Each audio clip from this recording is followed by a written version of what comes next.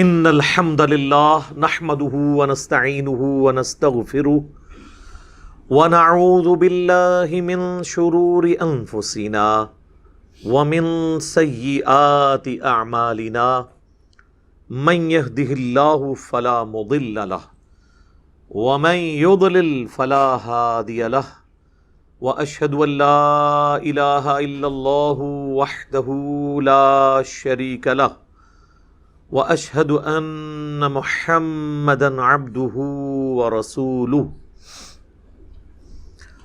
اما بعد فان خير الحديث كتاب الله وخير الهدي هدي محمد صلى الله عليه واله وسلم وشر الامور محدثاتها وكل محدثة بدعة وكل بدعة ضلالة وَكُلَّ ضَلَالَةٍ فِي النَّارِ اعوذ باللہ السمیع العلیم من الشیطان الرجیم من ہمزہ ونفخہ ونفثہ بسم اللہ الرحمن الرحیم رب اشرح لی صدری ویسر لی امری واحلل عقدۃ من لسانی یفقہوا قولی بسم اللہ الرحمن الرحیم ان اللہ وملائکتہ یصلون علی النبی یا ایہا الذین آمنوا صلوا علیہ وسلموا تسلیما اللہم صل علی محمد وعلی آل محمد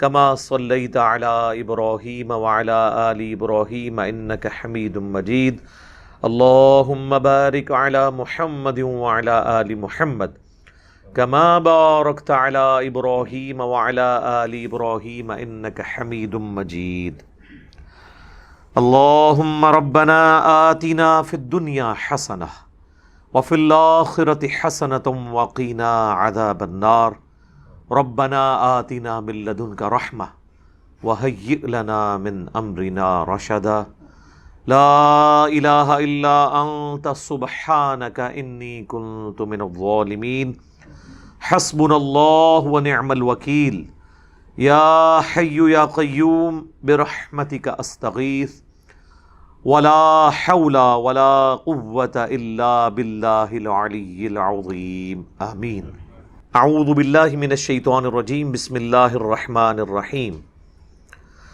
ان اللہ لا یغفر ان یشرک بہ بے شک اللہ تعالیٰ اس گناہ کو کبھی بھی معاف نہیں کرے گا، اور امپلائیڈ ہے قیامت کے دن۔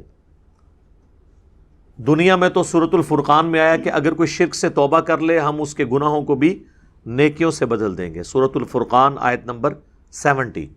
یہ آخرت کی بات ہے کہ آخرت میں کوئی اس حال میں پہنچ گیا کہ اس نے دنیا میں شرک کیا تھا، شرک جلی کیا تھا، تو بے شک اللہ اس کو کبھی معاف نہیں کرے گا کہ کوئی شخص اللہ کے حضور شرک کے ساتھ پیش ہوا۔ وَيَغْفِرُ مَا دُونَ ذَلِكَ لِمَن يَشَاءُ، اور اس کے علاوہ جتنے بھی گناہ ہیں اس کے سوا معاف کر دے گا، لیکن جس کے لیے چاہے گا۔ لِمَن يَشَاءُ یہ قید لگا دی ہے، یعنی اس میں یہ اشارہ ہے کہ شرک کے علاوہ بھی کسی گناہ کے اوپر پکڑ ہو سکتی ہے، کیٹاگوریکلی اجازت نہیں ہے کہ وہ اللہ اس کی گارنٹی دے دے۔ اس کو سپورٹیو حدیث ہے سنن نبی داؤد کے اندر، اللہ کے محبوب صلی اللہ علیہ وآلہ وسلم نے فرمایا اللہ تعالیٰ یا تو شرک کو معاف نہیں کرے گا یا پھر قتل ناحق کو معاف نہیں کرے گا کسی مؤمن کے، یعنی جس نے جان بوجھ کے کیا۔ اس کو سپورٹیو سورہ نساء کی آلریڈی آیات بھی گزر چکی ہے کہ جس نے جان بوجھ کے مؤمن کو قتل کیا اس کی جزا پھر ہمیشہ کی جہنم ہے، اور وہ اتنا کریٹیکل ٹاپک تھا، اس پہ میں نے پھر ویڈیو ڈیٹیل سے ریکارڈنگ کروائی تھی، extra judicial activities, extra judicial killing, قتل ناحق، اس حوالے سے اس میں میں نے ساری احادیث ڈسکس کی تھی، آج محل نہیں کہ اس کی طرف جاؤں۔ وَمَن يُشْرِكْ بِاللَّهِ فَقَدْ ضَلَّ ضَلَالًا بَعِيدًا، اور جو کوئی اللہ کے ساتھ شرک کرتا ہے یا کرے گا، یہ دونوں چونکہ مضارع کا صیغہ ہے، تو وہ گمراہ ہوا اور گمراہی میں بھی دور جا پڑا۔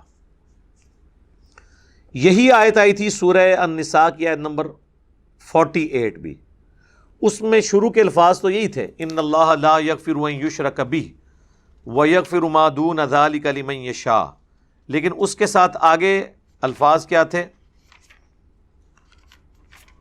ومن یشرک باللہ فقد افترى اثما عظیما، جس نے شرک کیا تو اس نے بہت بڑا گناہ کا کام، بہت بڑا جھوٹ ہے جو اپنے رب پہ باندھ دیا۔ باقی شروع کے الفاظ وہی تھے۔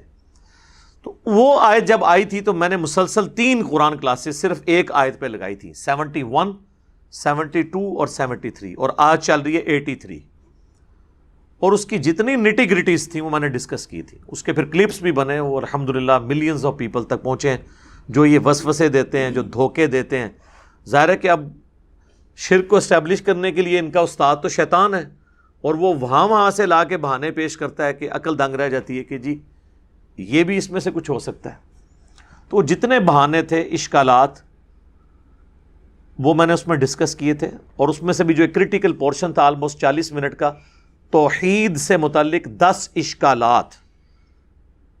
اشکال عربی میں کہتے ہیں، جس طرح آپ اردو میں کہہ لیں چیز کا مبہم ہو جانا یا ایمبیگوٹی، پتہ نہ چلے کہ یہ ہے، یہ، حالانکہ وہ ہوتی واضح ہے لیکن وہ ایسا الجھاتے ہیں۔ اس میں مثلا میں نے یہ بھی بتایا تھا کہ وہ کہتے ہیں جی اگر غیر اللہ سے مانگنا شرک ہے تو پھر امی سے روٹی نہ مانگیں، اللہ سے مانگیں۔ اندازہ کریں، ایک عام آدمی سوچتے ہیں یار واقعی یہ تو اس طرح، حالانکہ پھر اس کو یہ پتہ ہی نہیں کہ قرآن میں ظاہری اسباب کو تو اللہ نے ویسے الگ کیا۔ وہ اللہ نے پیاس بجھانے کا ذریعہ پانی کو بنایا، بھوک مٹانے کا ذریعہ روٹی کو بنایا، اور پھر اسباب کے ساتھ اس کو جوڑا، اور اس کا قرآن میں حکم دے دیا وَتَعَاوَنُوا عَلَى الْبِرِّ وَالتَّقْوَى وَلَا تَعَاوَنُوا عَلَى الْإِثْمِ وَالْعُدْوَانِ، نیکی اور پرہیزگاری کے کاموں میں ایک دوسرے کی مدد کرو، برائی میں الگ رہو۔ وہاں تو مدد مانگنے کا حکم ہے، وہ تو آپ کافر سے بھی مدد مانگ سکتے ہیں، لیکن جو دعا ہے ایاک نعبد و ایاک نستعین، ہم صرف تیری ہی عبادت کرتے ہیں اور تجھی سے دعا مانگتے ہیں، تجھی سے مدد مانگتے ہیں۔ یہ والی جو مدد ہے نا، یہ خاص اللہ کے ساتھ، اللہ نے اپنے ساتھ خاص کر لی ہے اس کو عبادت کے طور پہ۔ تو اس پہ چونکہ بڑی ڈیٹیل میں نے ڈسکشن کی ہے، یہاں پہ میں سکپ کر رہا ہوں۔ ویسے تو جب بھی توحید پہ آیات آتی ہیں تو دل تو کرتا ہے کہ 1 گھنٹہ اور لگایا جائے، اور جنہوں نے اسلام کا لبادہ اوڑھ کر مسلمانوں میں گھس کے شرک کو عام کیا ہے ان کو مزید ننگا کیا جائے، لیکن میں نے آلریڈی اس وقت اتنی تسلی کی تھی۔ ظاہر 3 کلاسیں ریکارڈ ہوئی ہیں تو ایک نشست میں نہیں ہوئی، 3 ہفتوں میں ہوئی ہیں، اور وہ ایک کلاس کے لیے پورے ہفتے کی ورکنگ ہوتی ہے کہ تاکہ کوئی ایک چیز بھی ایسی نہ ہو کہ جو سکپ ہو جائے۔ اس میں لوگ کہتے ہیں جی مختصر بات کریں، میرے بھائی جہاں پر 11ویں شریف کو ثابت کرنے کے لیے 1100 صفحوں کی کتاب لکھی جائے تو سر ہمیں 11 گھنٹے تو دیں نا کہ ہم اس کا جواب دیں۔ ایسے وسوسے انہوں نے چھوڑے ہوئے ہیں، ایسے چوہے چھوڑے ہوئے ہیں۔ تو وہ پھر میں نے ڈیٹیل سے اس پہ ڈسکشن کی تھی، آج میں اس کو سکپ کر رہا ہوں۔ اِن يَدْعُونَ مِن دُونِهِ إِلَّا إِنَاثًا، یہ تو نہیں پکار رہے مگر دیویوں کو، فیمیل دیویوں کو، مؤنث جو دیویاں ہیں ان کو پکار رہے ہیں۔ اچھا، اب ان کے جو نام بھی تھے نا سارے وہ فیمیلز والے تھے، لات، منات، عزا، جو انہوں نے بتوں کی اور دیویاں جو بنائی تھی، فرشتوں کی بنائی ہوئی تھی۔ تو فرشتے تو نہ میل ہیں نہ فیمیل، وہ تو اس جینڈر سے ہی آزاد ہے۔ تو اللہ تعالیٰ ہمارا کہ یہ عورتوں کے ناموں والی انہوں نے دیویاں جن کو یہ پکار رہے ہیں۔ وَإِن يَدْعُونَ إِلَّا شَيْطَانًا مُرِيدًا، شیطانًا مریدا، اور یہ تو نہیں پکار رہے مگر شیطان سرکش کو۔ ظاہر ہے شیطان ہی پیچھے کھڑا ہوا ہے نا۔ اچھا، اب آپ دیکھیں یہ جو میرے سامنے ترجمہ ہے نا، پیر کرم شاہ صاحب الازہری کا ترجمہ ہے، انہوں نے اس کے ترجمے میں کر دیا ہے کہ یہ تو عبادت نہیں کر رہے مگر شیطان سرکش کی۔ تو عبادت ہوتا تو یہاں ہوتا یعبدون، یہ ہے یدعون۔ یدعو کہتے ہیں پکارنے کو، دعا، پکارنا، ندا کرنا۔ اب ظاہر ہے کہ یہ جس فرقے سے تعلق رکھتے ہیں نا، ان کا تو کام ہی سارا پکار پہ چل رہا ہے، تو انہوں نے ترجمے بھی ایسی ڈنڈی مار دی کہ لکھ دیا عبادت تو ظاہر ہے کوئی بھی بریلوی، دیوبندی اہل حدیث شیعہ یہ تو نہیں کہے گا کہ میں اللہ کے سوا کسی اور کی عبادت کرتا ہوں. لیکن اگر یہاں پہ ترجمہ وہ کرتے کہ یہ تو نہیں پکار رہے مگر شیطان کو، تو اس کے دماغ میں کہیں یہ آ سکتا تھا کہ اللہ کے سوا کسی کو نہیں پکارنا مدد کے لیے. تو کبھی اس کے دماغ میں آ سکتا تھا کہ یہ میں جو یا شیخ عبد القادر جیلانی مدد یا علی مدد کہہ رہا ہوں، یہ تو میں اللہ کے مقابلے پہ ان ہستیوں کو پکار رہا ہوں، اور ان ہستیوں نے کہیں یہ نہیں کہا. آج جیزس کرائسٹ کے نام پہ اتنا بڑا شرک کھڑا ہوا ہے پوری دنیا میں کہ یقین کریں کہ اگر حضرت عیسیٰ ابن مریم پیغمبر نہ ہوتے تو دنیا میں سب زیادہ انہیں کنڈیم کیا جاتا توحید کے حوالے سے. اب چونکہ ان کے پیچھے قرآن کھڑا ہے اس لیے وہ ہمارے اس غصے سے اور ہمارے وہ جو درد جو ہمارا ہے توحید کے حوالے سے وہ بچتے ہیں کہ ہم کہتے ہیں ان کی تعلیمات نہیں ہیں. اللہ نے تو یہاں تک ان کو ڈیفینڈ کیا ہے، لقد کفر الذین قالوا ان اللہ هو المسیح ابن مریم، بے شک وہ کافر ہیں جو یہ کہہ رہے ہیں کہ اللہ ہی عیسیٰ ابن مریم ہے. وقال المسیح، جبکہ مسیح نے تو یہی کہا تھا اپنے فالور سے، اعبدوا اللہ ربی و ربکم، عبادت کرو اس رب کی جو میرا بھی رب ہے تمہارا بھی رب ہے. انہ من یشرک باللہ، بے شک جو کوئی اللہ کے ساتھ شرک کرے گا، فقد حرم اللہ علیہ الجنہ، تو بے شک اللہ نے اس پہ جنت حرام کر دی ہے. ومأواہ النار، اور اس کا ٹھکانہ ہے جہنم. وما للظالمین من انصار، اور ایسے شخص کا قیامت والے دن کوئی مشکل کشا مددگار نہیں ہوگا. تو اللہ تعالیٰ نے جیزس کرائسٹ عیسیٰ ابن مریم کی صفائی خود قرآن میں دے دی کہ ان کے نام پہ اگرچہ انسانیت کا سب سے بڑا شرک ہوا لیکن وہ بری ہیں اس سے، ان کی یہ تعلیمات نہیں تھی. تو پھر سیدنا علی یا شیخ عبد القادر جیلانی وہ بھی بری ہیں، انہوں نے کہیں یہ تعلیمات نہیں دیں کہ انہیں پکارا جائے. ان کو تو چھوڑ دیں. یہ آپ کے دور حاضر میں ایک اتنی بڑی مثال ہے پیر نصیر الدین نصیر صاحب کی. ان کے تو قلم کی سیاہی بھی خشک نہیں ہوئی جو انہوں نے کتابیں لکھی ہیں. اعانت اور استعانت کی شرعی حیثیت، جس پہ انہوں نے غیر اللہ کو مدد کے لیے پکارنے کو شرک کہا، اس کی وجہ سے سارے بریلوی علماء اور پیر حضرات ان کے مخالف ہو گئے. اور پھر انہوں نے وہ جو دعائیہ نظم کہی، سب کا داتا ہے تو، سب کو دیتا ہے تو، اور وہ سارے الفاظ جو بریلوی مکتب فکر کے اندر بزرگوں کو پکارنے کے لیے یوز ہوتے تھے، انہوں نے ایک ایک لفظ مشکل کشا، داتا، حاجت روا اپنے شعروں میں سارے وہ اللہ کے ساتھ منسوب کر کے نہ ان کی پوری برین واشنگ کی.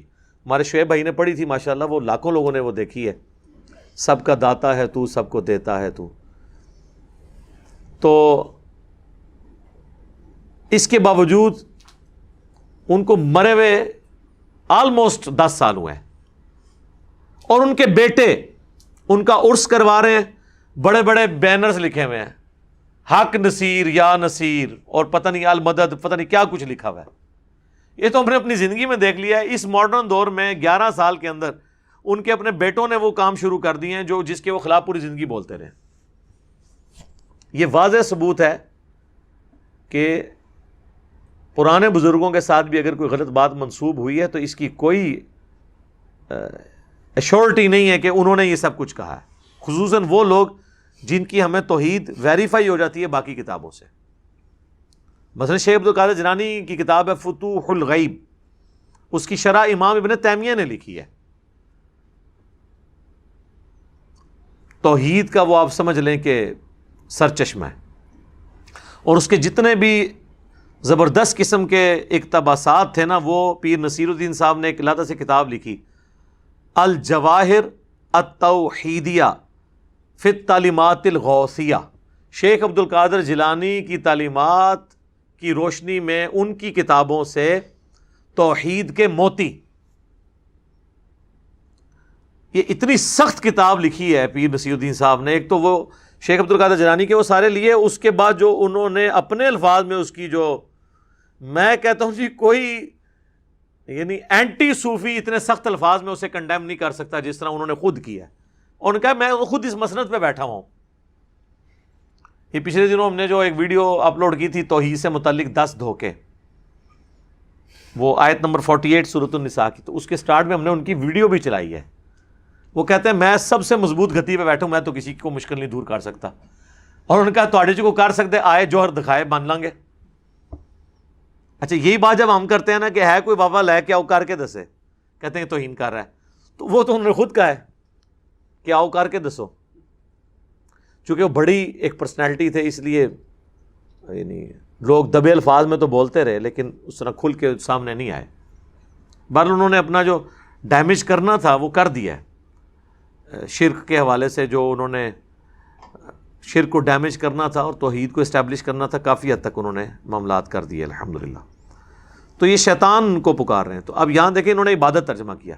اسی طریقے سے وہ سورہ الجن میں آیت آتی ہے نا وَأَنَّ الْمَسَاجِدَ لِلَّهِ فَلَا تَدْعُوا مَعَ اللَّهِ أَحَدًا, اور یہ کہ مسجدیں خالص اللہ کے لیے ہیں, مساجد میں اللہ کے سوا کسی اور کو نہ پکارو. وہاں پہ بھی نہ بریلویوں نے ترجمہ یہی کیا ہے مسجدیں خاص اللہ کے لیے, اللہ کے ساتھ کسی اور کی عبادت نہ کرو. اب مجھے بتائیں عبادت تو کوئی بھی نہیں کر رہا, ویسے تو پکارنا بھی عبادت ہے, لیکن عام بندے کو عبادت سے فوراً ذہن میں آتا ہے نماز, لیکن وہ بھول جاتا ہے کہ نماز خود دعا ہے. ابو داؤد, ترمذی, سنن نسائی تینوں میں حدیث موجود ہے الدعاء هو العبادہ, دعا ہی عبادت ہے. اسی لیے قرآن میں دیکھیں ایاک نعبد کے بعد وایاک نستعین آیا, دعا کا ذکر ساتھ یہ ہے کہ اگرچہ عبادت تھی نستعین بھی, لیکن اسے علیحدہ سے مینشن کیا کہ اس میں اگر کسی کو وہم بھی آئے نا تو وہ نکل جائے. اچھا عبادت میں تو نماز, روزہ, حج, زکوٰۃ, نذر, قربانی, صدقہ سب آتا ہے. اس سب کو اللہ نے نعبدو کے ساتھ ایلبریٹ نہیں کیا, ایک چیز کو نکال کے علیحدہ کر دیا ایاک نعبد و ایاک نستعین. و ایاک نستعین کی کوئی ضرورت نہیں تھی نعبدو کے ہوتے ہوئے. کیوں؟ نعبدو میں کیا دعا نہیں آتی؟ سورہ فاتحہ خود دعا ہے, سجدہ, روزہ, حج, زکوٰۃ, قربانی, یہ سب آتا ہے. لیکن اللہ نے ایک چیز کو الگ نکال کے ذکر کر دیا کیونکہ اللہ کو پتا تھا کام میں دیش پیڑا ہے, اور وہ ہے وَإِيَّاكَ نَسْتَعِينُ. آپ کو مزے کی بات بتاؤں کہ ڈاکٹر فرحت ہاشمی نے نا سنت, اذکار اور دعائیں ایک کتاب میں جمع کی ہیں, اور اس کتاب کا نام رکھا ہے وَإِيَّاكَ نَسْتَعِينُ. ٹھیک ہے, کیونکہ نستعین کی اپروپریٹ ٹرانسلیشن ہی یہ ہے کہ صرف تجھی سے دعا مانگتے ہیں, مدد نہیں. صرف مدد میں تو پھر وہ دھوکہ دیں گے جی وہ تھی ہم نے وزن اٹھانا ہو تو کسی کو بلاتے نہیں مدد کے لیے, وہ اس طرف چل پڑتے ہیں. عبادت, دعا. اب نبی الاسلام نے جب یہ فرمایا نا الدعاء هو العبادہ, تو اس کے ساتھ آپ نے قرآن کی آیت پڑھی سورۃ المؤمن کی, جسے سورہ غافر بھی کہتے ہیں. ان الذین یستکبرون عن عبادتی, سٹارٹ پہلے اس سے ہوا, آپ نے وہ پہلا حصہ پڑھا ادعونی استجب لکم, اے میرے بندو مجھ سے مانگو میں تمہاری دعا قبول کروں گا. ان الذین یستکبرون عن عبادتی, جو تکبر کریں گے نا میری اس عبادت سے, یعنی مجھ سے دعا مانگنے سے آر محسوس کریں گے, میں انہیں ذلیل و خوار کر کے جہنم میں داخل کروں گا. اللہم اجرنا من النار. تو اب اللہ نے کہا کہ جو دعا, اس ذکر کیا کہ دعا کرو میں قبول کروں گا, اور ساتھ کا جو عبادت سے تکبر کریں گے انہیں دوزخ میں ڈالوں گا. یعنی اللہ نے خود کہہ دیا دعا کو عبادت, اور نبی الاسلام نے اس کو دلیل کے طور پہ پیش کیا. آپ ذرا ان سے پوچھیں وَأَنَّ الْمَسَاجِدَ لِلَّهِ فَلَا تَدْعُوا مَعَ اللَّهِ أَحَدًا, میں یہ تدعو کا ترجمہ عبادت کر دیا آپ نے. ہو سکتا ہے وہ پھر آپ کے ساتھ گیم کھیلیں کہ جی وہ عبادت اس لیے کیا کہ دعا بھی تو عبادت ہی ہوتی ہے نا. ایڈے سیدھے نہیں جے, یہ جلیبی نو زیادہ ڈنگے نے. اچھا یہ اگر آپ کی ہوتی نا منطق تو آپ کرتے کہ آپ لکھتے کہ اللہ کے ساتھ کسی کو نہ پکارو, اور بریکٹ میں یعنی کہ پکارنا ہی عبادت ہے, عبادت نہ کرو, پھر اسی تھوڑا اخلاص مان لیندے. پکڑ کے ترجمہ ہی چینج کر دیا. یعنی ہمیں عربی نہیں آتی ہے تو لفظی اردو میں مستعمل ہے. اردو میں دعا مستعمل ہے نا, پکارنا. تدعو, تعبدون, یہ لفظ تو نہیں آیا, تدعو لفظ آیا, ترجمہ کر دیا عبادت. تو پوری نیک نیتی کے ساتھ نا اسلام کے اندر بگاڑ ان لوگوں نے داخل کیا ہے. پوری ہوشیاری کے ساتھ. اور اس کے پیچھے ریزن یہ تھی کہ چونکہ صدیوں کا بگاڑ آ چکا تھا، وہ کہتے ہیں یہ تو طے ہے کہ ہم جن بابوں کے ماننے والے ہیں وہ ٹھیک تھے، اگرچہ قرآن کی تعلیمات کی روشنی میں وہ غلط ثابت ہو رہے ہیں، لیکن اب کرتے ہی ہیں کہ قرآن کو ہی کسی طریقے سے بابے کا مرید کر لیتے ہیں، بجائے خود قرآن کے مرید ہونے کے نا قرآن کو مرید کر دیں بابے کا، تاکہ دونوں پیر بھائی بن جائیں. سر قرآن کو تو آپ کسی پیغمبر کے تابع بھی نہیں لا سکتے. نبی علیہ السلام کو قرآن میں کئی جگہ یہ بات ارشاد ہوئی ہے، اور اس کا کلائمیکس ہے سورہ یونس. میں یقین کریں جتنی بار یہ الفاظ پڑھتا ہوں بندہ کانپ اٹھتا ہے کہ کس لیول کی گفتگو ہو رہی ہے.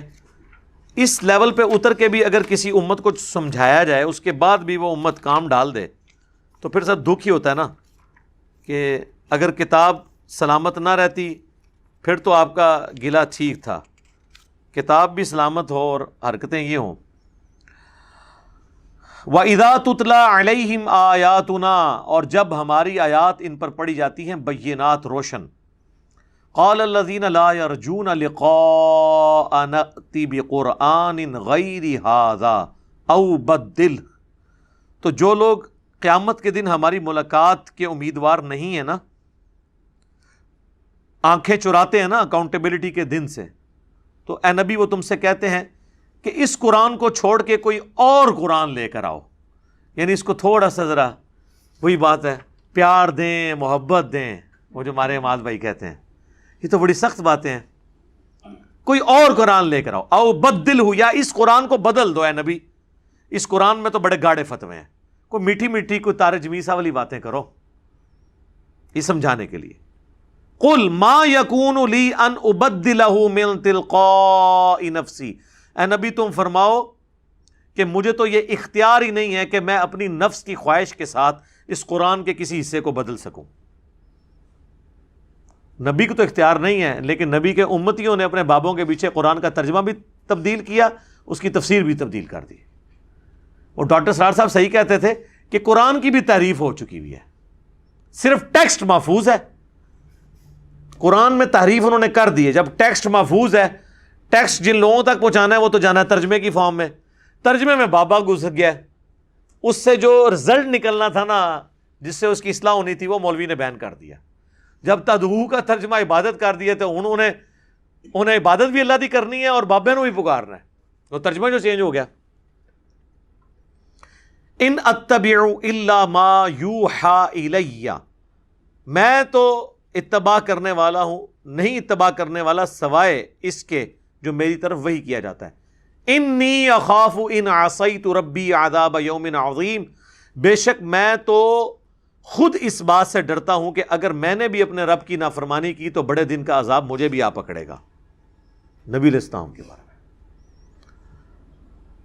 قل لو شاء اللہ ما تلوتہ علیکم ولا ادراکم بہ، اے نبی تم فرماؤ کہ اگر اللہ ہی چاہتا نا تو میں کبھی قرآن تم پر تلاوت نہ کرتا، یعنی مجھ پہ نازل ہی نہ ہوتا اور نہ تمہیں اس کا ادراک کروایا جاتا.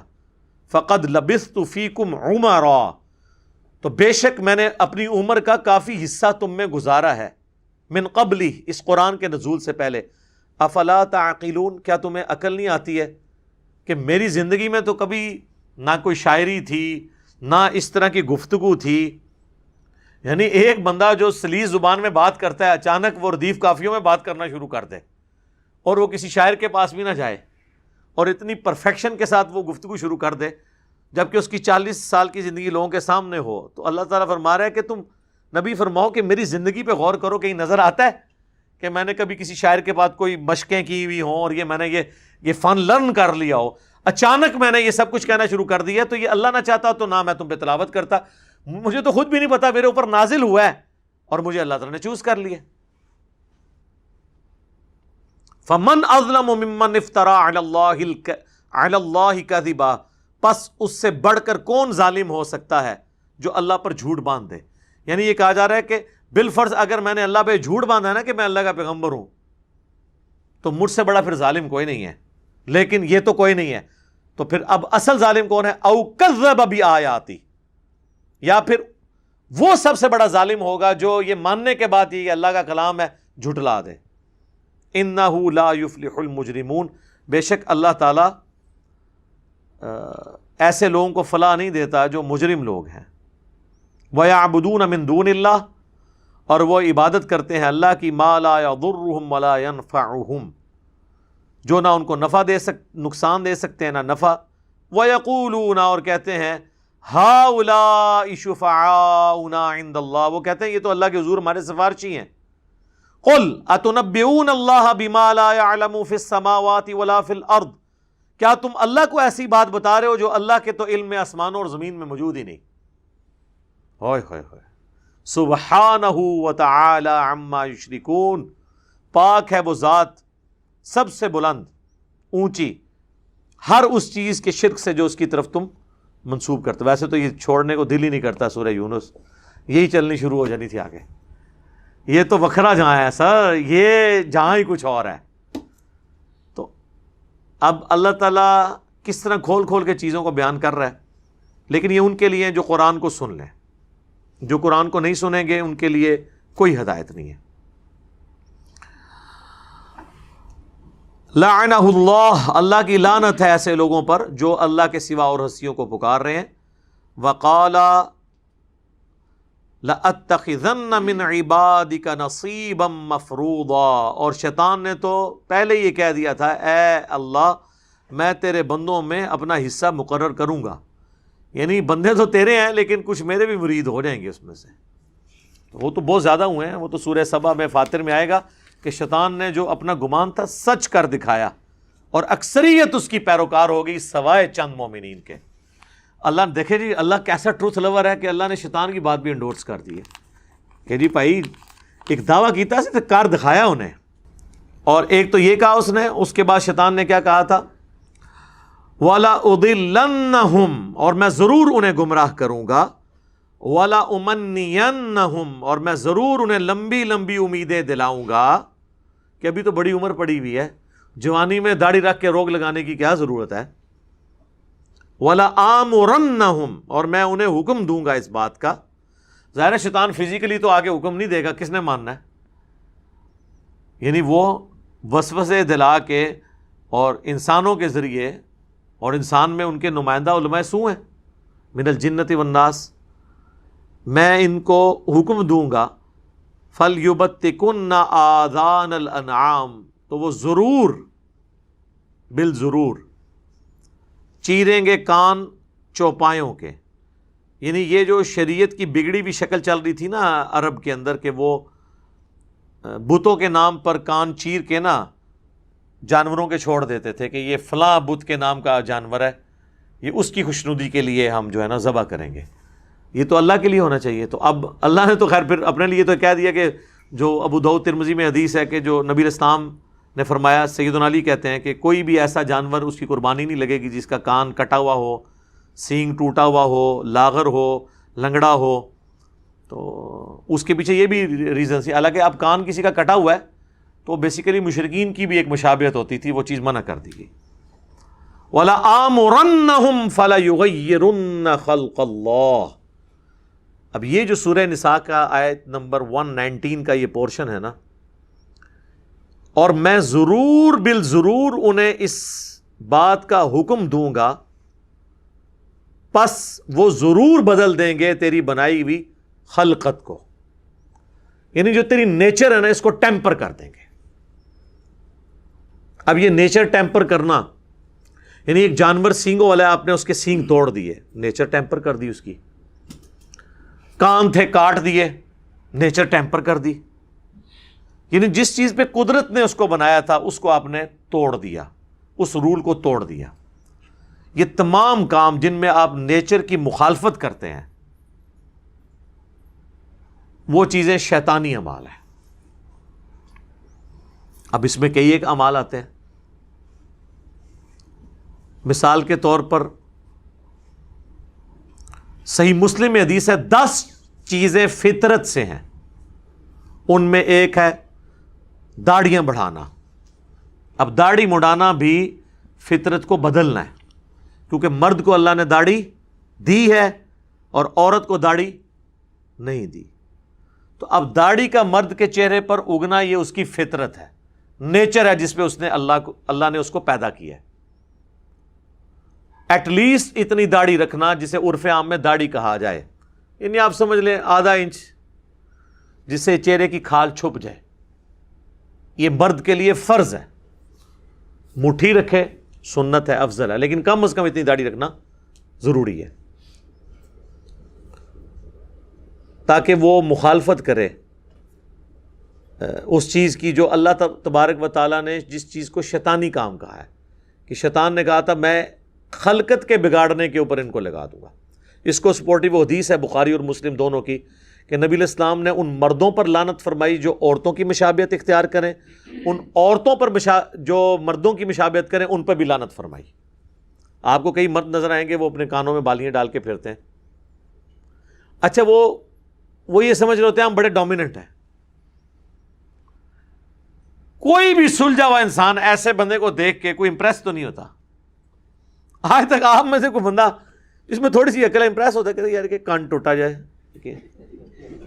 اور وہ اپنے میں سمجھ رہا ہوتا ہے میں پتہ نہیں کیا توپ چیز بن گیا ہوں. اب کانوں میں بالیاں ڈال لی ہیں، عورتوں کی مشابہت اختیار کی، تو لعنت کا مستحق. اسی طریقے سے آپ دیکھیں کئی لوگ ہیں وہ ہاتھوں میں کڑے پہنتے ہیں. اب ہاتھ میں کڑا پہننا اور زیورت کی ایک قسم کی ایک ریزیمبلنس اختیار کرنا، ہم تو یقین کر ہم نے تو وہ کبھی چین والی گھڑی نہیں پہنی اسی ڈر سے کہ یار میں اس میں فتویٰ نہیں لگاتا کیونکہ اس میں تو گھڑی آ جاتی ہے، لیکن بہرحال پھر بھی شروع میں تو احمد بریلوی صاحب تو وہ کہتے تھے یہ عورتوں کی مشابہت ہے، چین والی گھڑی وہ نہیں پہنتے تھے، اس کو مشابہت سمجھتے ہوئے کہ زیور کے قریب ہے، میٹل تو ہے نا، لیکن گھڑی کی وجہ سے اس کے اوپر سے وہ حکم اتر جاتا ہے. ظاہر ہے وہ چوڑی یا اس میں آپ کا کڑا اس میں تو نہیں، اس کیٹیگری میں فال نہیں کرتا. اس طرح بعض مرد بال اتنے لمبے رکھ لیتے ہیں کہ وہ اس سے نیچے چلے جاتے ہیں، شولڈر تک ٹچ کریں گے سنت ہے، شولڈر کو کراس کریں گے وہ عورتوں کے ساتھ مشابہت آ جائے گی، وہ حرام ہے. اور عورت شولڈر کے نیچے رکھے گی، اس سے جیسے ہی اوپر کرے گی یا ٹچ کروانے تک اس حد تک رکھے گی وہ مردوں کی مشابہت ہو جائے گی.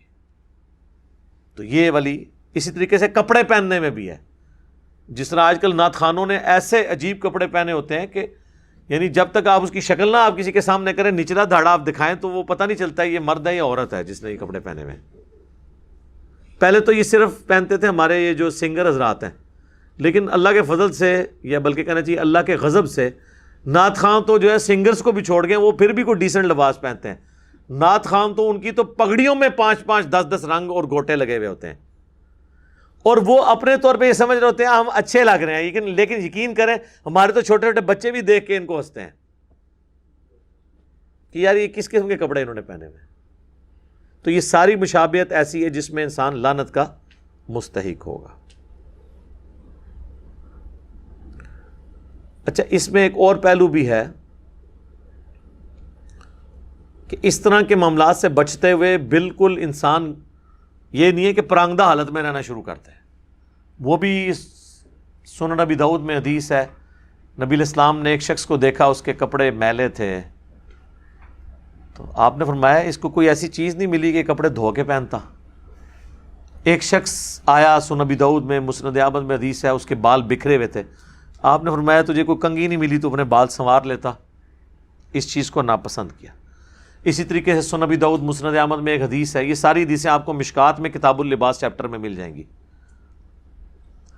نبی علیہ السلام نے ایک بندے کو پرانگدہ حالت میں دیکھا، آپ نے فرمایا کہ تو کیا کرتا ہے؟ وہ کہتا ہے میری اتنی بھیڑ بکری ہیں. وہ بڑا امیر لینڈ لارڈ بندہ تھا، اس کے جانور ہی اتنے زیادہ تھے. تو آپ فرمایا تیرے کپڑے کی حالت ہے، مطلب اللہ تعالیٰ پسند فرماتا ہے کہ جب کسی کو دے تو اس کی نعمتوں کا اثر اس پہ دکھائی دے، لیکن اس میں فضول خرچی نہیں ہوگی، یہ ایسی حرکتیں نہیں ہوگی کہ جس کی وجہ سے کسی غریب کا دل دکھنا شروع ہو جائے. لوگ بعض اوقات پیسے کا شو آف کرتے ہیں، وہ بھی بالکل حرام ہے، یہ ذہن میں رکھیے گا. یہ دونوں ایکسٹریمز ہیں، اور نہ اس کی بنیاد پہ کوئی شخص کسی کو سادگی سے روک سکتا ہے. جامعہ ترمذی میں حدیث ہے، جس نے دنیا میں سادہ لباس اختیار کیا اور مہنگا لباس چھوڑ دیا تو قیامت والے دن اللہ تعالیٰ پبلکلی اسے جنت کا حلہ پہنائے گا کہ اس نے میری خاطر دنیا میں سادگی اختیار کی. یہ سادگی ہے، اس کا یہ مطلب نہیں کہ گندے کپڑے پہن لینے ہیں.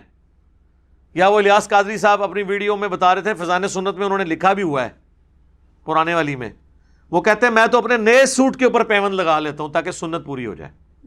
یہ تو بدعت ہے. سنت تو یہ ہے کہ کپڑا پھٹے تو اس پہ پیوند لگایا جائے. نئے کپڑے کے اوپر پیوند لگانا اگر سنت ہوتی تو حضور علیہ السلام خود لگاتے.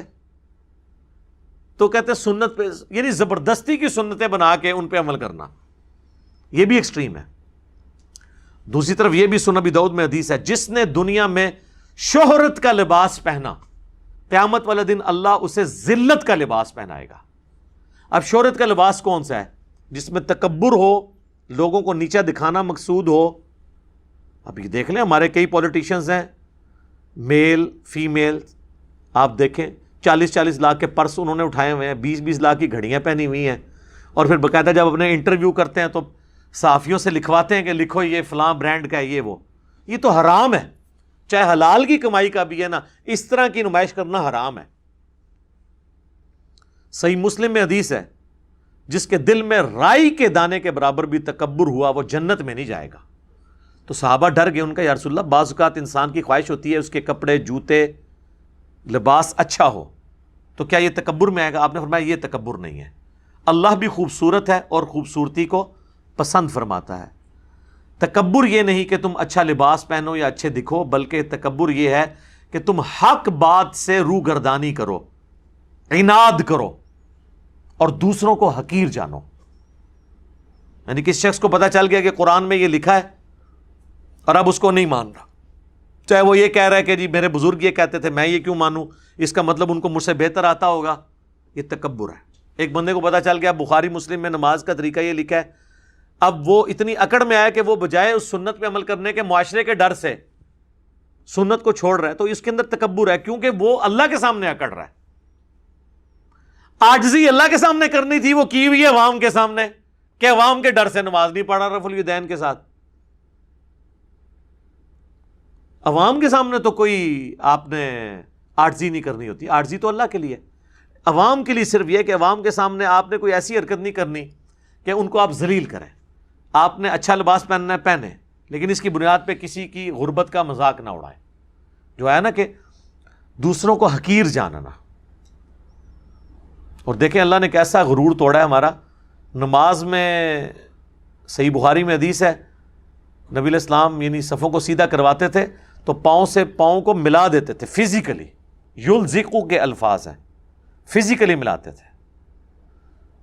اور اس چیز کا آپ کو ادھر تو اتنا احساس شاید نہ ہو، آپ کبھی حج اور عمرے کے لیے جائیں اور کوئی آپ کے ساتھ حبشی پاؤں ملا کے کھڑا ہو جائے نا، تو آپ جب رکوع میں جائیں گے تو آپ کو بڑا عجیب فیل ہو رہا ہوگا. ظاہر ہے جو ایک بالکل کالا سیاہ پاؤں بندے کو بعض اوقات دل میں تھوڑا سا فیل ہوتی ہے چیز. تو اللہ نے یہ غرور توڑا ہے کہ امیر ہو غریب ہو، گورا ہو کالا ہو، وہ اپنے جسم کے ساتھ جسم، پاؤں کے ساتھ پاؤں ملائیں گے تاکہ ان کی یہ بیچ میں تکبر ٹوٹ جائے کہ اللہ کے سامنے اس بنیاد کے اوپر کوئی فرق نہیں ہے. وہ مسند احمد میں حدیث ہے، تم سب آدم کی اولاد ہو. آدم کو اللہ نے مٹی سے پیدا کیا تھا. کسی کالے کو گورے پر، کسی سرخ کو سیاہ پر، کسی سیاہ کو سرخ کے اوپر، کسی گورے کو کالے پر، کسی کالے کو گورے پر. کوئی فوقیت نہیں مگر تقوی کی بنیاد پہ. جو سورۃ الحجرات میں ہے، ان اکرمکم عند اللہ اتقاکم، بے شک اللہ کے نزدیک عزت والا وہ ہے جو تم میں تقوی والا ہے. تو اللہ تعالیٰ کو اس سے پرواہ نہیں، اس کو ہونی بھی نہیں چاہیے. اس نے تو خود سورہ حجرات کی اس آیت کا آغاز اس سے ہوتا ہے نا کہ اللہ تعالیٰ نے تمہیں قبیلوں میں اور خاندانوں میں بانٹ دیا لتعارفوا، تاکہ تمہاری پہچان ہو. ان اکرمکم عند اللہ اتقاکم، تقوی کا معیار یہ نہیں ہے کہ کوئی کس خاندان میں پیدا ہوا ہے. بے شک اللہ کے نزدیک عزت والا وہ ہے جو تقوی والا ہے. اللہ کے حضور یہ نہیں ہے کہ کسی کا رنگ کیا ہے. تو عاجزی اور اسی طریقے سے نمائش، ان کے درمیان بیلنس آپ نے رکھنا ہے. باقی شہرت کے لباس سے جس حد تک بچ سکتے ہیں وہ بچیں. اس میں ایک اور حدیث ہے جس کو اکثر لوگ پوچھتے ہیں، جس سنن ابی داؤد میں ایک حدیث ہے، جس نے جس قوم کی مشابہت کی وہ قیامت والے دن انہی میں شمار ہوگا. اور یہ حدیث بیان کر کے فوراً وہ کہتے ہیں جو پینٹ شرٹ پہنے گا وہ گوروں کے ساتھ اٹھایا جائے گا، وہ یہ اس کی تشریح کر رہے ہوتے ہیں۔ اچھا، وہ ان سے یہ پوچھے کہ مولانا یہ اپنی جیب میں جو اسمارٹ فون ہے ذرا یہ نکالیں، یہ کون سے غوث کتب ابدال نے بنایا ہوا ہے؟ یہ اس میں آپ کی گوروں کی مشابہت نہیں ہو رہی ہے؟ جس گاڑی میں آپ بیٹھتے ہیں اس میں گوروں کی مشابہت نہیں ہو رہی؟ آپ کے گھر میں جو جتنے انسٹرومنٹس لگے ہوئے ہیں، کسی رحمۃ اللہ علیہ نے، اللہ کی توفیق کسی کو نہیں ہوئی کوئی اس طرح کی چیز بنا سکے، تو آپ کی مشابہت پینٹ شرٹ میں کیوں گھس گئی ہے؟ وہ مشابہت وہ ہے جو کسی کی مذہبی ایکٹیویٹی میں مشابہت ہو، مثلا کوئی ماتھے پہ سندور لگا لیتا ہے، سکھوں والا کڑا پہن لیتا ہے، گلے میں سلیب لٹکا لیتا ہے، ٹائی نہیں، ٹائی سلیب میں نہیں آتی، ٹائی تو ہندو بھی باندھتے ہیں، مسلمان بھی باندھتے ہیں، سکھ بھی باندھتے ہیں، عیسائی بھی باندھتے ہیں۔ اگر یہ مذہبی نشان ہوتا تو ویٹیکن سٹی کے پاپ نے بھی ٹائی لگائی ہوتی، اس نے سلیب لٹکائی ہوئی ہوتی ہے۔ یہ وہ مشابہت ہیں جو مذہبی ایکٹیویٹیز کی مشابہت ہیں، وہ آپ کسی قوم کے ساتھ کریں گے تو قیامت والے دن ان میں شمار کیے جائیں گے۔ باقی تو ہر چیز میں اب مشابہت ہو رہی ہے، کیا کریں؟ ہمارے تو قرآن گوروں کی پرنٹنگ پریس کے اوپر چھپ رہے ہیں، حدیث کی کتابیں اس پہ چھپ رہی ہیں، تو یہ مشابہت وہ نہیں ہے جو مذہبی مشابہت ہے۔ باقی تو ٹیکنالوجی جو ہوتی تھی وہ تو اس وقت بھی ٹیکنالوجی تو کہیں سے بھی امپورٹ کی جاتی تھی۔ مثلا ہند کی تلوار مشہور تھی عرب کے ملکوں میں، المہند کہا جاتا تھا اسے او المہند علی المفند یہ چوں نکلیا ہوا ہے۔ تو حالانکہ اس وقت تو یہاں پہ سارے گمراہی تھی، لیکن تلواریں یہاں کی مانی جاتی تھی کہ ہند کی تلوار ہے، المہند، ہند کی تلوار۔ تو اب تو ہند کے مفند بھی مشہور ہیں ہر طرف کے، جنہوں نے کتابیں لکھی وہ بھی خود ان کے اندر بھی مفندین موجود ہیں، اور جن کے خلاف لکھی ان میں بھی موجود ہیں۔ وہ تو کہیں سے بھی لیا جاتا تھا۔ ایون یہ رومنز اور پرشینز کے خلاف جب جنگیں ہوئی ہیں تو مسلمانوں نے لیٹسٹ اسلحہ انہی سے ہی چھینا ہے، منجنیق مسلمانوں نے تو نہیں بنائی تھی۔ اسی طریقے سے آپ کو پتہ ہی ہے جب سلطان محمد فاتح نے فتح کیا تھا قسطنطینیہ، استنبول جسے آج کل کہتے ہیں، تو وہ جو بڑی توپ تھی نا جس کے ساتھ یہ ساری ایکٹیویٹیز کی، وہ ایک کرسچن انجینئر تھا جس نے بنائی تھی، انجینئر نے بنائی سی، عالم دین کو نہیں بانٹ سکی سی۔ وہ مشہور بندہ تھا، اتنی پیمنٹ پہ اس بندے کو انہوں نے بلایا تھا، ہے کرسچن تھا لیکن اس نے مسلمانوں کا ساتھ دیا۔ تو ٹیکنالوجی تو آپ کسی سے بھی لے سکتے ہیں، یہ جو مشابہت منع ہے وہ ریلیجس ایکٹیویٹیز میں نہیں۔ اس طریقے سے غیر مسلموں کی آپ عبادت گاہوں میں وزٹ کے لیے تو جا سکتے ہیں، لیکن جو وہ ایکٹیویٹیز شرکیہ پرفارم کر رہے ہیں اس کا حصہ آپ نہیں بن سکتے، وہ پھر آپ اس مشابہت میں آ جائیں گے جس کے بارے میں اتنے سخت احکامات ہیں۔ باقی اس میں تو کئی ایک باتیں ہیں جو کی جا سکتی ہیں۔ یہاں پہ میں اس ٹاپک کو کنکلوڈ کرنے سے پہلے ایک حدیث بیان کر دوں جو میری فیوریٹ حدیث ہے۔ صحیح بخاری صحیح مسلم دونوں میں حدیث موجود ہے۔ ایک عورت سیدنا عبداللہ ابن مسعود کے پاس آتی ہے اور کہتی ہے کہ حضرت میں نے سنا ہے کہ آپ ایسی عورتوں پر لعنت کرتے ہیں جو ٹیٹو بنواتی ہیں، گدواتی ہیں، اور خوبصورت دکھنے کے لیے دانتوں کے درمیان گیپ بنواتی ہیں اور چہرے کے بال اکھاڑتی ہیں پلکنگ کے ذریعے۔ عورت وہ بال تو اکھاڑ سکتی ہے جو مردوں کی مشابہت والے ہوں جیسے مونچھیں، لیکن یہ بال نہیں اکھاڑ سکتی۔ تو ان تین قسم کی عورتوں پہ آپ لعنت کرتے ہیں۔ تو عبداللہ ابن مسعود نے فرمایا میں کیوں نہ ایسی عورتوں پہ لعنت کروں جن عورتوں پہ قرآن میں اللہ نے لعنت کی ہے۔ ہائے ہائے ہائے، وہ عورت آگے سے کوئی انڈیا پاکستان کی کوئی عاشق رسول نہیں تھی، نہ دی جو کچھ بھی ہے تیرے محبوب کی امت سے ہیں۔ اس نے قرآن پڑھا ہوا تھا، اس نے کہا حضرت میں نے پورا قرآن پڑھا ہے، مجھے تو قرآن میں ایسی کوئی آیت نہیں ملی ہے جو آپ۔ اچھا میرا خیال ہے آج کل کی تو عورت کوئی سوال بھی نہیں کر سکتی کسی عالم دین سے۔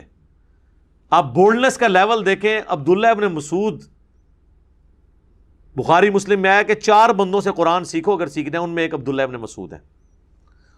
اور صحیح بخاری میں آتا ہے عبداللہ ابن مسعود کہتے ہیں اگر مجھے پتا ہوتا نا کہ دنیا میں کوئی مجھ سے زیادہ قرآن جانتا ہے۔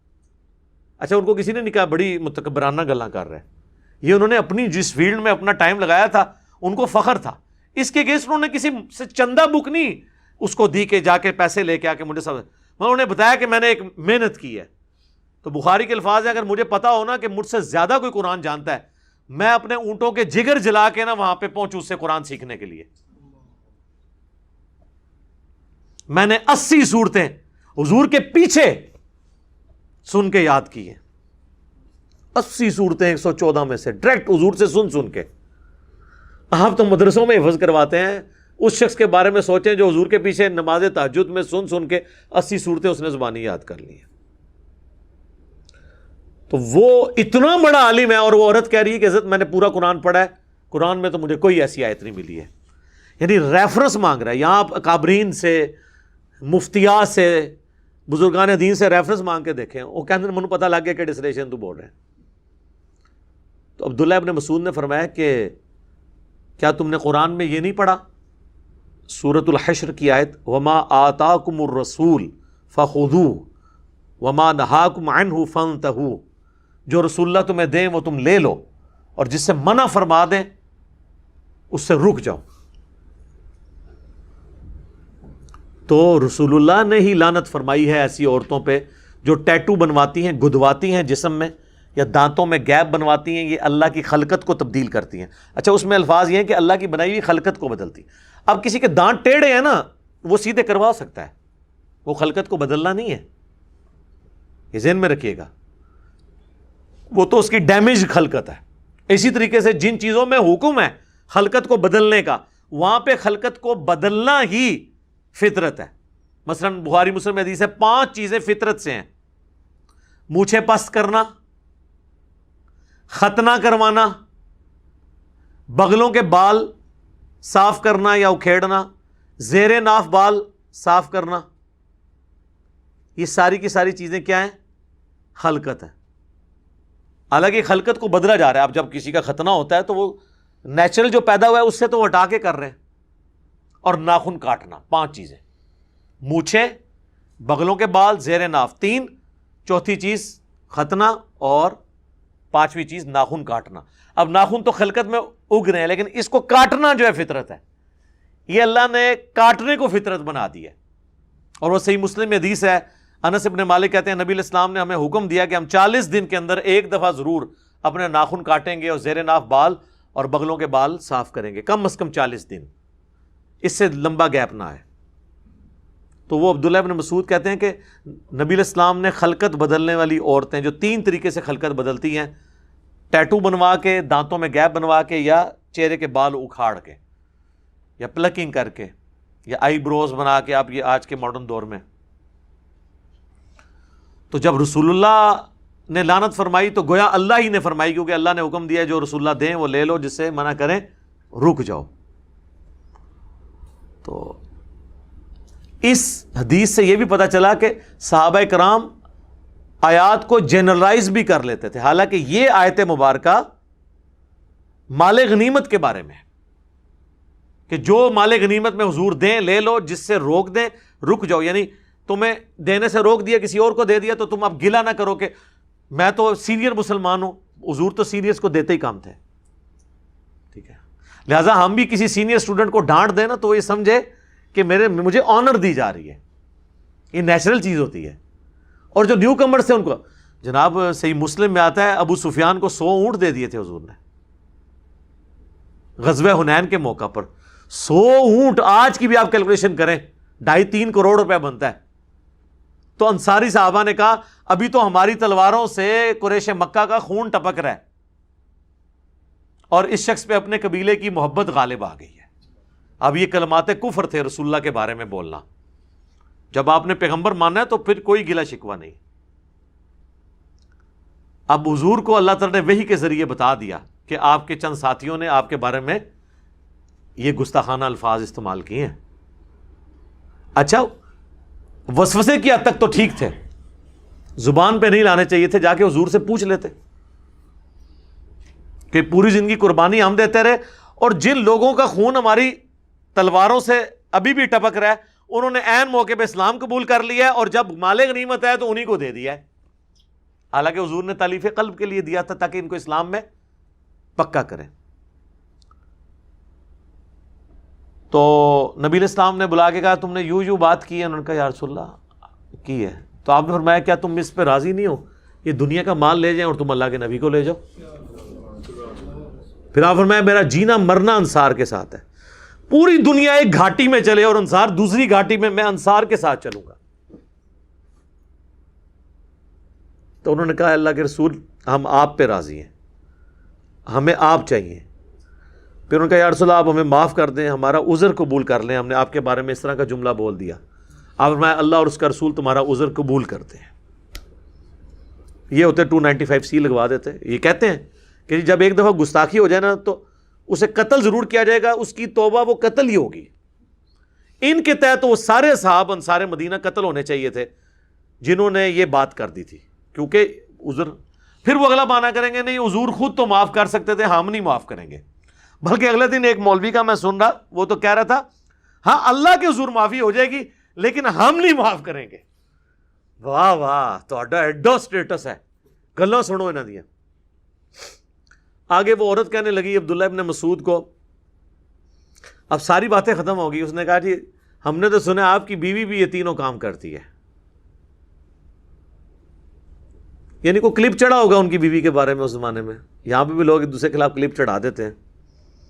تو عبداللہ ابن مسعود نے کہا اندر جاؤ میری بیوی کو دیکھ لو. وہ اندر گئی, شرمندہ ہو کے باہر نکلی. ان کا کہ آپ کی بیوی میں ایسی کوئی چیز نہیں ہے, نہ وہ ٹیٹو بنواتی ہے, نہ یہ اور نہ پلکنگ. تو آپ نے فرمایا کہ سن لے اگر وہ یہ کام کرتی ہوتی پھر ابن مسعود کی بیوی نہ ہوتی, کہ اللہ کے نبی کی نافرمان ہو اور وہ میری بیوی ہو, یہ ہو ہی نہیں سکتا. ٹھیک ہے. اچھا اس حدیث میں کتنے لیسنز ہیں یار. اس حدیث پہ 1 گھنٹہ گفتگو ہو سکتی ہے. کیا کچھ نہیں مل رہا ہے اس حدیث سے کہ صحابہ کرام احادیث کو جنرلائز کر کے, آیات کو جنرلائز کر کے گاڈ اورینٹڈ ہوتے تھے, اس میں سے وہ رزلٹ نکالتے تھے. اسی لیے میں نے اسی سے رزلٹ نکالا تھا نا کہ یہ جو علماء اسلام نے, تمام مکاتب فکر کے لوگوں نے سورۃ البقرہ کی یہ جو آیت ہے وَلَا تُلْقُوا بِأَيْدِيكُمْ إِلَى التَّهْلُكَةِ, اپنے ہاتھوں سے اپنے آپ کو مت قتل کرو, ہلاکت میں مت ڈالو. اس کے تحت سگریٹ کو انہوں نے حرام قرار دیا ہے یا مکروہ تحریمی قرار دیا یا گناہ قرار دیا. وہ بالکل درست ہے, کیونکہ سگریٹ پینا بھی اپنے آپ کو اپنے ہاتھوں سے ہلاک کرنا ہے, سلو پوائزننگ ہے. حالانکہ یہ آیت تھی مال اللہ کی راہ میں انفاق کرنے کے بارے میں. اللہ نے فرمایا جو اللہ کی راہ میں پیسہ خرچ نہیں کرتا گویا وہ اپنے ہاتھوں سے اپنے آپ کو ہلاک کر رہا ہے. اچھا دیکھیں, پیسہ نہیں خرچ کر رہا اور اس کی اللہ نے انٹرپریٹیشن کیا کی ہے کہ جو اللہ کی راہ میں مال نہیں خرچ کرتا وہ اپنے ہاتھوں سے اپنے آپ کو قتل کر رہا ہے. کیسے قتل کر رہا ہے؟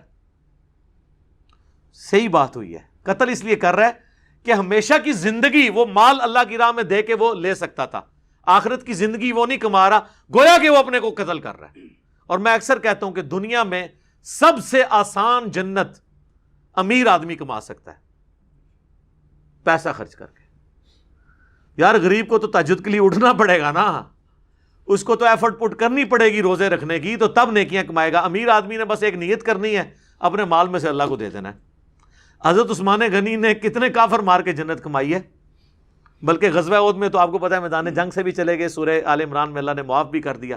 حضرت عثمان کی 3 دفعہ جو جنت پکی ہوئی ہے, نہ تو نفلیں پڑھنے پہ, نہ میدان جنگ میں کوئی کارنامہ دکھانے کے اوپر, مال خرچ کرنے پہ. ایک دفعہ ترمذی میں ڈیٹیل موجود ہے, ایک دفعہ جو ہے وہ مسجد نبوی کی توسیع کے لیے زمین خیرات کر دی اللہ کی راہ میں, مسلمانوں کے لیے کنواں کھدوا دیا میٹھے پانی کا, اور غزوہ تبوک کے موقع پر کافی اونٹ اور ساز و سامان جو ہے وہ لدے ہوئے دیے.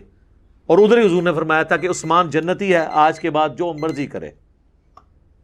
یعنی آج کے بعد جو مرضی کر لے, اس نے اتنی بڑی نیکیاں کر لی ہیں کہ وہ نیکیاں اس کے غلطیوں پہ وہ جتنی بھی کر لے وہ بھاری رہیں گی. تو 3 دفعہ مال کمانے سے, تو مال میں صرف ایک کام کرنے کی ضرورت ہے, وہ یہ ہے کہ اللہ کی راہ میں خرچ کرنے کے بعد آپ کسی کو بتائیں نا. اگرچہ یہ مال خرچنا ایسا ہے جس میں اللہ تعالیٰ نے ریاکاری کرنے کو بھی کسی حد تک جائز قرار دے دیا ہے, ان معنوں میں کہ جو اعلانیہ خرچ کرتا ہے تو اللہ نے اس کی بھی تعریف کر دی ہے.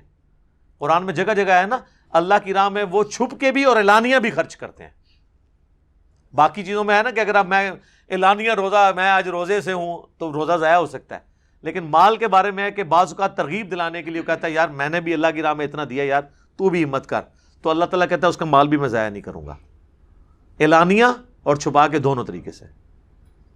تو اللہ کی راہ میں خرچ کر کے انسان بڑی آسانی کے ساتھ جنت کما سکتا ہے، کوئی بڑی ایفرٹ پٹ کرنے کی ضرورت نہیں ہے اپنی۔ میں اکثر یہ امیر لوگوں کے بارے میں سوچتا ہوں، یہ جس طرح ہمارے پراپرٹی ڈیلرز ہیں بڑے بڑے، ان کے اربوں کے ایسٹس نکلتے ہیں، وہ یار 1,00,000 روپیہ وہ روز کا بھی خرچ کریں نا، 25 سے 30 سال 1 ارب ختم کرنے میں چاہیے۔ دنیا کا کون انسان ہوگا جو 1,00,000 روپیہ روزانہ کا خرچ کرے، اپنے اوپر اپنی فیملی کی بھی ساری کیلکولیشن کر لے، بہت بڑی رقم ہے۔ لیکن آپ دیکھیں ان کے گھروں سے اتنا مال نکلتا ہے کہ مشینیں گرم ہو کے بند ہو جاتی ہیں نوٹ گننے والی۔ ہاں نہیں ہوئی؟ 3-3 4-4 ارب روپیہ رکھا ہوا ہے۔ 1,00,000 دفعہ روزانہ بندہ 1,00,000 تک گنتی نہیں گن سکتا 24 گھنٹے میں۔ 25-30 سال تک آپ گنتی گنتے ہیں تو 1 ارب بڑی مشکل سے پورا ہوتا ہے۔ اور یہاں پاکستان میں چلے ہزاروں نہیں سینکڑوں لوگ ہیں جن کی اربوں میں ہے۔ ان سے پوچھیں کہ یار تم اپنی زندگی چلو لگا لو کہ زیادہ تر دنیا میں جو جیا ہے نا بندہ ابھی تک، جو ہمارے پاس کیلکولیشن ہے تو 125 کے قریب تک ہی کوئی پہنچ سکا ہے، تو تم چلو لگا لو تم بھی 125 سال زندہ رہو گے۔ ویسے تھے وہ جاپان ہی جاندے نے بندے، جاپان میں اس وقت بھی 55,000 لوگ ایسے ہیں جو 100 سال سے اوپر ہیں۔ دنیا میں 100 سال سے اوپر اتنے لوگ کہیں نہیں ہوتے، ان کا لیونگ سٹائل سادہ ہے سب کچھ۔ تو تم چلو چلے گئے 125 پہ بھی کیلکولیشن کر لو کتنے تمہیں پیسے چاہیے، باقی خرچ کر دو اللہ کی راہ میں۔ بخاری مسلم دونوں میں حدیث ہے، نبی علیہ السلام نے فرمایا کہ انسان کہتا ہے میرا مال میرا مال میرا مال، پھر آپ نے وہ آیت تلاوت کی الہاکم التکاثر حتی زرتم المقابر، یعنی کثرت، مال کی کثرت نے تمہیں غافل کیے رکھا یہاں تک کہ تم قبروں کا منہ دیکھ لیا، جبکہ تیرا مال تو وہ ہے جو تو کھا لے یا پہن کر بوسیدہ کر دے، باقی تو تیرے ورثاء کا مال ہے، یا تیرا مال وہ ہے جو اللہ کی راہ میں خرچ کر کے آخرت کے لیے سٹور کر لے۔ بخاری مسلم دونوں میں حدیث ہے، انسان کے 3 دوست ہیں، ایک ہی قبر میں ساتھ جاتا ہے، وہ اس کے اعمال ہیں، اور 2 باہر رہ جاتے ہیں، اس کا مال اور اس کے رشتہ دار۔ تو آپ اللہ کی راہ میں خرچ کر کے مال کو ہمیشہ کے لیے سٹور کر سکتے ہیں۔ وَمَن يَتَّخِذِ الشَّيْطَانَ وَلِيًّا مِّن دُونِ اللَّهِ، اور جو کوئی شیطان کو اپنا پشت پناہ مان لے اللہ کو چھوڑ کر، فَقَدْ خَسِرَ خُسْرَانًا مُبِينًا، تو ایسا شخص جو ہے وہ نقصان میں اور بہت کھلے نقصان کے اندر مبتلا ہو گیا۔ اللہم لا تجعلنا منہم، آمین۔ یعدہم ویمنیہم، شیطان جو ہے وہ غلط امیدیں دلاتا ہے، غلط وعدے کرتا ہے اور غلط امیدیں دلاتا ہے۔ وما یعدہم الشیطان الا غرورا، اور شیطان کا تو وعدہ نہیں ہے مگر مکر و فریب کا۔ اولئک مأواہم جہنم، یہ جو لوگ شیطان کی پیروی کرتے ہیں ان کا ٹھکانہ ہے جہنم۔ ولا یجدون عنہا محیصا، اور وہاں پر کوئی بچنے کی راہ نہیں پائیں گے۔ اللہم لا تجعلنا منہم اللہم اجرنا من النار۔